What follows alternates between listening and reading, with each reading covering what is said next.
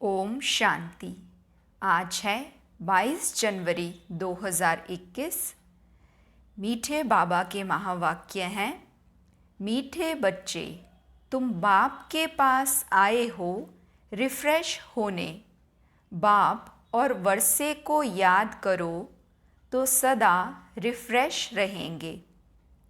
प्रश्न है, समझदार बच्चों की मुख्य निशानी क्या होगी? उत्तर है, जो समझदार हैं उन्हें अपार खुशी होगी। अगर खुशी नहीं तो बुद्धू हैं। समझदार अर्थात पारस बुद्धि बनने वाले, वह दूसरों को भी पारस बुद्धि बनाएंगे। रूहानी सर्विस में बिजी रहेंगे। बाप का परिचय देने बगैर रह नहीं सकेंगे।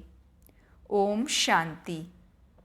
बाप बैठ समझाते हैं, यह दादा भी समझते हैं, क्योंकि बाप बैठ दादा द्वारा समझाते हैं। तुम जैसे समझते हो वैसे दादा भी समझते हैं। दादा को भगवान नहीं कहा जाता, यह है भगवानुवाच। बाप मुख्य क्या समझाते हैं कि देही अभिमानी बनो। यह क्यों कहते हैं? क्योंकि अपने को आत्मा समझने से हम पतित पावन परमपिता परमात्मा से पावन बनने वाले हैं। यह बुद्धि में ज्ञान है। सबको समझाना है। पुकारते भी हैं कि हम पतित हैं। नई दुनिया पावन ज़रूर होगी ही। नई दुनिया बनाने वाला, स्थापन करने वाला बाप है। उनको ही पतित पावन बाबा कह बुलाते हैं। पतित पावन साथ में उनको बाप कहते हैं। बाप को आत्माएं बुलाती हैं, शरीर नहीं बुलाएगा। हमारी आत्मा का बाप पारलौकिक है, वही पतित पावन है। यह तो अच्छी रीति याद करना चाहिए। यह नई दुनिया है या पुरानी दुनिया है, यह समझ तो सकते हैं ना। ऐसे भी बुद्धू हैं जो समझते हैं हमको अपार सुख है, हम तो जैसे स्वर्ग में बैठे हैं। परंतु यह भी समझना चाहिए कि कलयुग को कभी स्वर्ग कह नहीं सकते। नाम ही है कलयुग, पुरानी पतित दुनिया। अंतर है ना। मनुष्यों की बुद्धि में यह भी नहीं बैठता है। बिल्कुल ही जड़ जड़ीभूत अवस्था है। बच्चे नहीं पढ़ते हैं तो कहते हैं ना कि तुम तो पत्थर बुद्धि हो। बाबा भी लिखते हैं, तुम्हारे गांव निवासी तो बिल्कुल पत्थर बुद्धि हैं। समझते नहीं हैं क्योंकि दूसरों को समझाते नहीं हैं। खुद पारस बुद्धि बनते हैं तो दूसरों को भी बनाना चाहिए, पुरुषार्थ करना चाहिए। इसमें लज्जा आदि की तो बात ही नहीं है।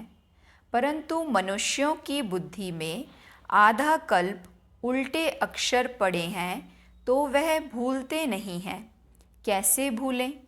भुलाने की ताकत भी तो एक बाप के पास ही है। बाप बगैर यह ज्ञान तो कोई दे नहीं सकते। गोया सब अज्ञानी ठहरे। उनका ज्ञान फिर कहाँ से आए? जब तक ज्ञान सागर बाप आकर ना सुनाए। तमो प्रधान माना ही अज्ञानी दुनिया, सतो प्रधान माना दैवी दुनिया। फर्क तो है ना। देवी देवताएं ही पुनर्जन्म लेते हैं। समय भी फिरता रहता है। बुद्धि भी कमज़ोर होती जाती है। बुद्धि का योग लगाने से जो ताकत मिले वह फिर खल्लास हो जाती है। अभी तुमको बाप समझाते हैं तो तुम कितने रिफ़्रेश होते हो। तुम रिफ़्रेश थे और विश्राम में थे। बाप भी लिखते हैं ना, बच्चों आकर रिफ़्रेश भी हो जाओ और विश्राम भी पाओ। रिफ़्रेश होने बाद तुम सतयुग में विश्रामपुरी में जाते हो। वहाँ तुमको बहुत विश्राम मिलता है। वहाँ सुख, शांति, संपत्ति आदि सब कुछ तुमको मिलता है। तो बाबा के पास आते हैं रिफ़्रेश होने, विश्राम पाने।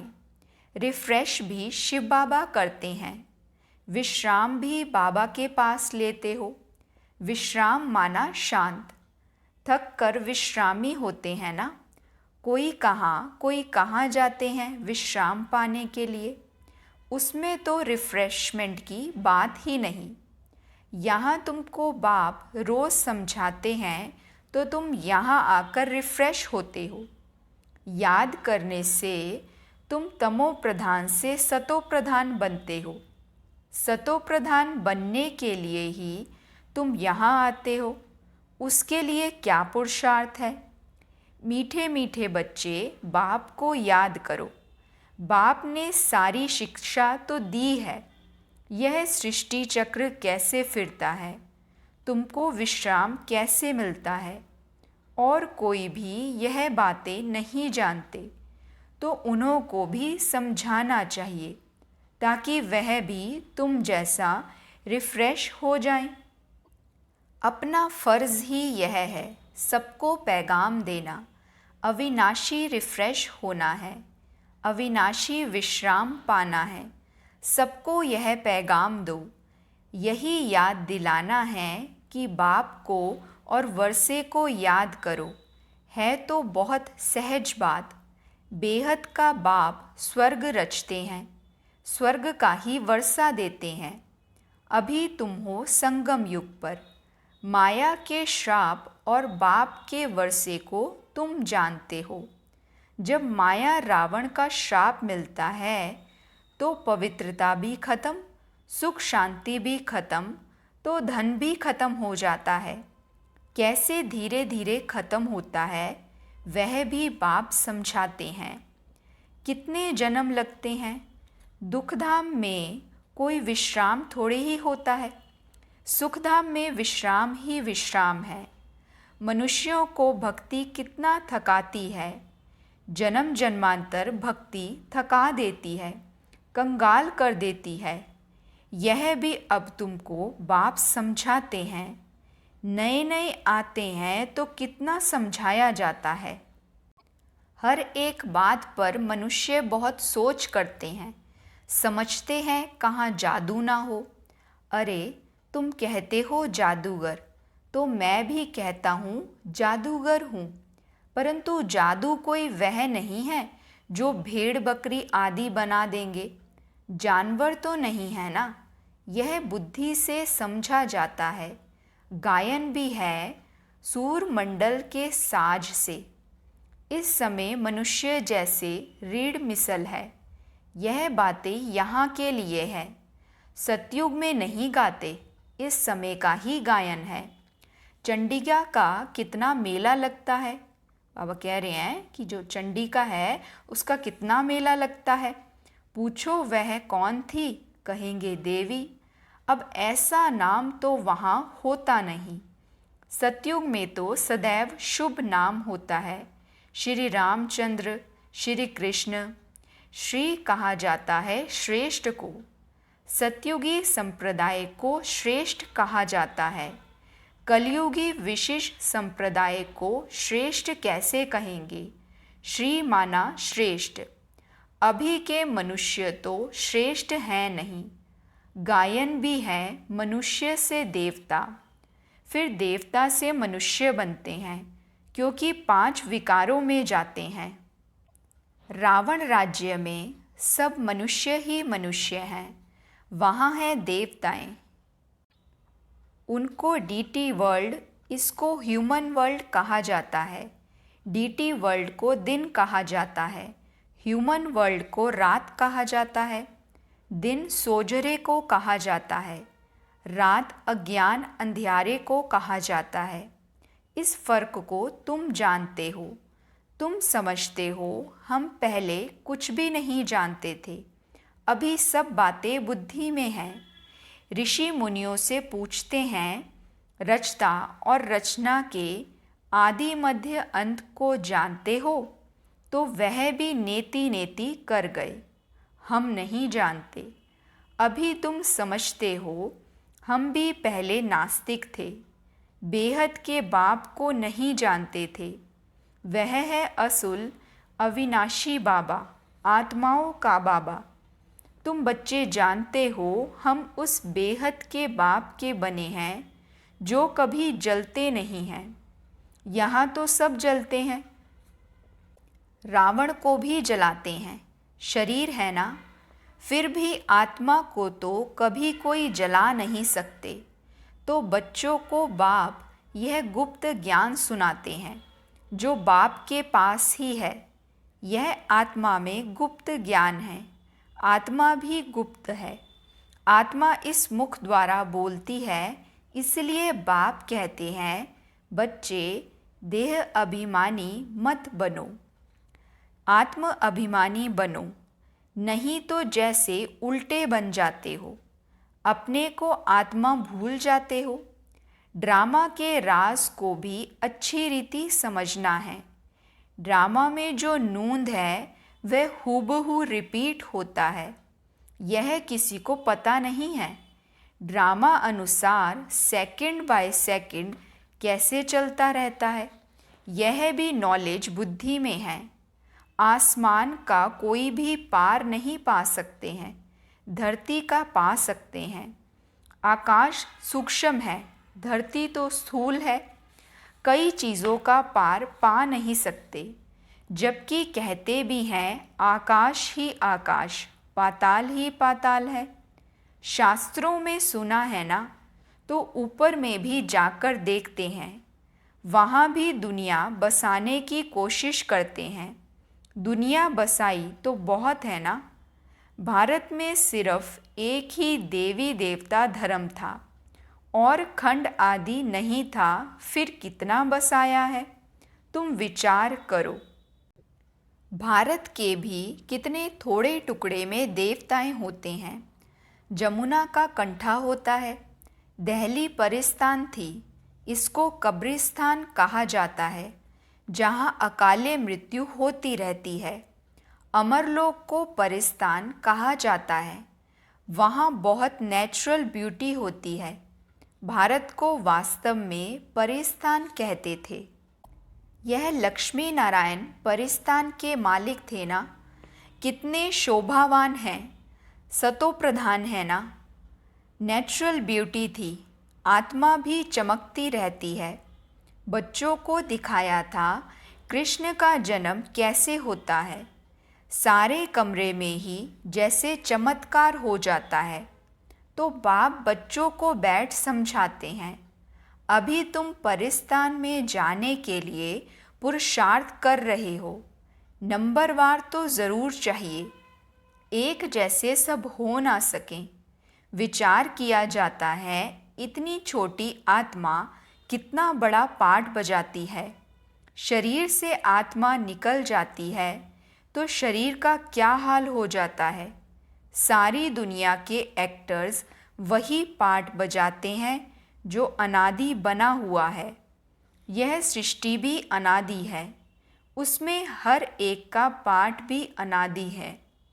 उनको तुम वंडरफुल तब कहते हो जबकि जानते हो यह सृष्टि रूपी झाड़ है। बाप कितना अच्छी रीति समझाते हैं। ड्रामा में फिर भी जिसके लिए जितना समय है उतना समझने में समय लेते हैं। बुद्धि में फ़र्क है ना। आत्मा मन बुद्धि सहित है ना, तो कितना फ़र्क रहता है। बच्चों को मालूम पड़ता है हमको स्कॉलरशिप लेने की है, तो दिल अंदर खुशी होती है। यहाँ भी अंदर आने से एम ऑब्जेक्ट सामने देखने में आती है तो ज़रूर खुशी होगी ना। अभी तुम जानते हो यह बनने के लिए यहाँ पढ़ने आए हैं, नहीं तो कभी कोई आ ना सके। यह है एम ऑब्जेक्ट। ऐसा कोई स्कूल कहाँ भी नहीं होगा जहाँ दूसरे जन्म की एम ऑब्जेक्ट को देख सकें। तुम देख रहे हो यह स्वर्ग के मालिक हैं, हम भी यह बनने वाले हैं। हम अभी संगम युग पर हैं, ना उस राजाई के हैं ना इस राजाई के हैं। हम बीच में हैं, जा रहे हैं। खिवैया भी है निराकार, बोट भी है निराकार। बोट को खींचकर परमधाम में ले जाते हैं। इनकॉर्पोरियल बाप इनकॉर्पोरियल बच्चों को ले जाते हैं, बाप ही बच्चों को साथ में ले जाएंगे। यह चक्र पूरा होता है, फिर हूबहू रिपीट करना है। एक शरीर छोड़ दूसरा लेंगे, छोटा बनकर फिर बड़ा बनेंगे। जैसे आम की गुठली को जमीन में डाल देते हैं तो उनसे फिर आम निकल आएंगे। वह है हद का झाड़। यह मनुष्य सृष्टि रूपी झाड़ है।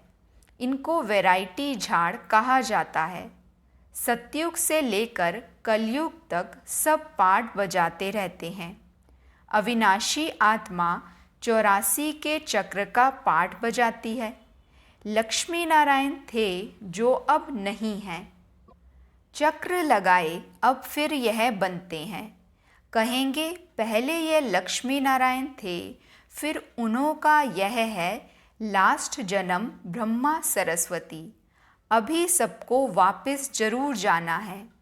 स्वर्ग में तो इतने आदमी थे नहीं, ना इस्लामी ना बौद्धि, कोई भी धर्म वाले एक्टर्स नहीं थे सिवाय देवी देवताओं के। यह समझ भी कोई में है नहीं।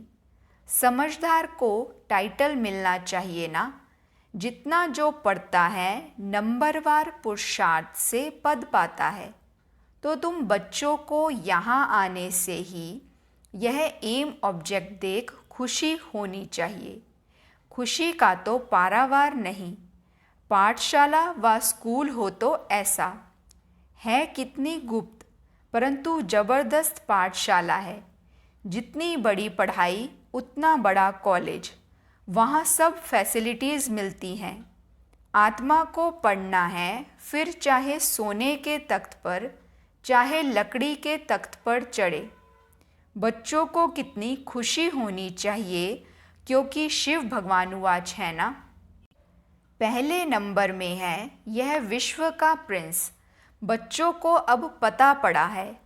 कल्प कल्प बाप ही आकर अपना परिचय देते हैं।